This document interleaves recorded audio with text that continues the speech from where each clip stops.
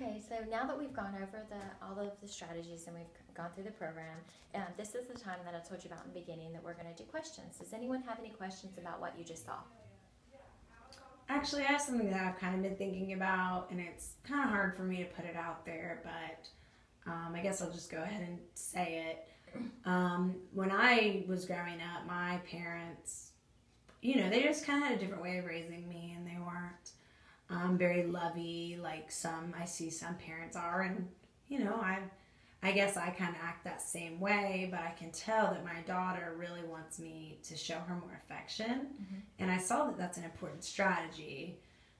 So I guess I just didn't know where to start because it's something that I've never done. Okay, so it sounds like you want to try this strategy, but you're really not sure, and since you weren't raised with it, it kind of feels different for you.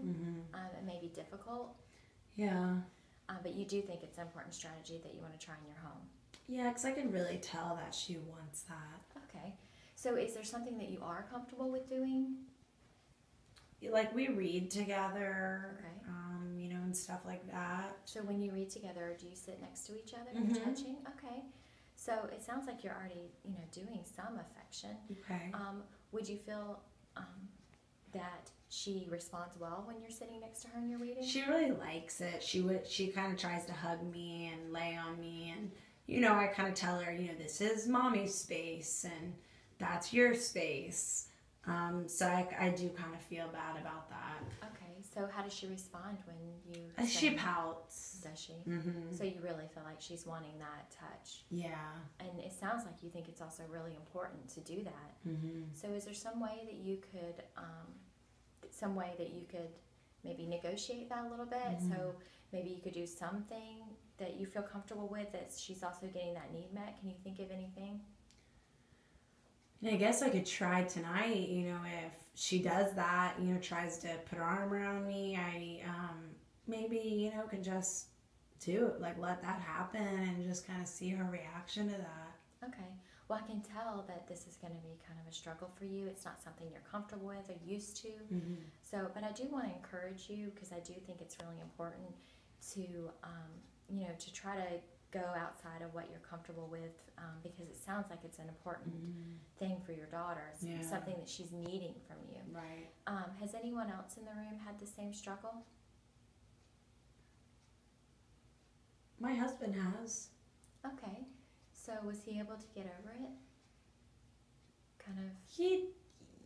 What he does to get over it is he doesn't really hug or kiss, but he'll give, high five and thumbs up and pat on the back.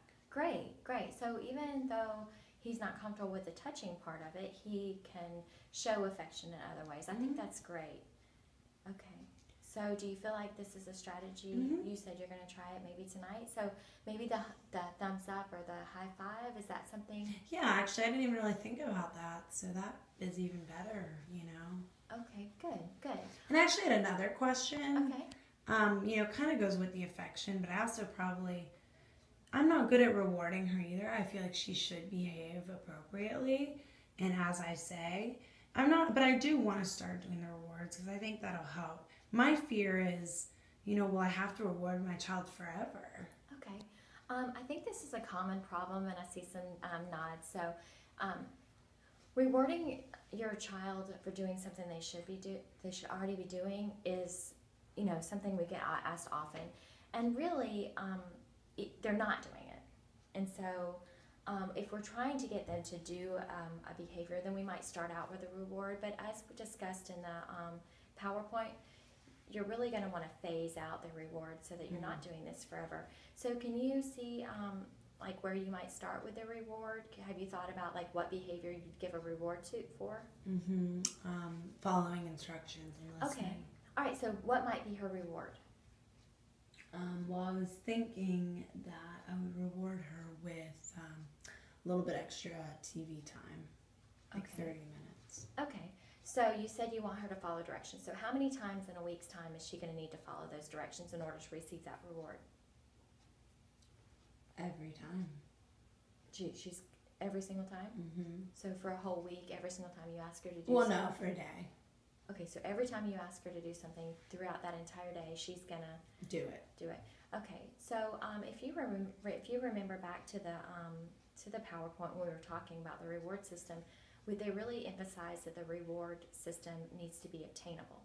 So if your child is already not really listening to you most of the time, which is what you kind of said earlier, and now you're expecting her to follow the rules every single time, that might not be a realistic expectation for your child. I know that's your goal, but starting off, it might not be a realistic goal. Okay. So can you think about maybe fine-tuning that a little bit?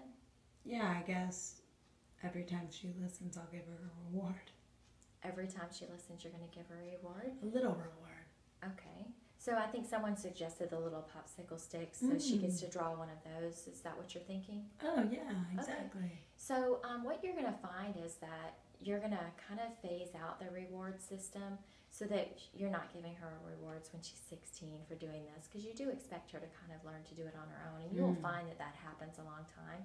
So then you might just decide to give her the reward sporadically so she never knows when she's going to get it or not get it. That's a good idea. I like that. Okay. Anyone else have any questions?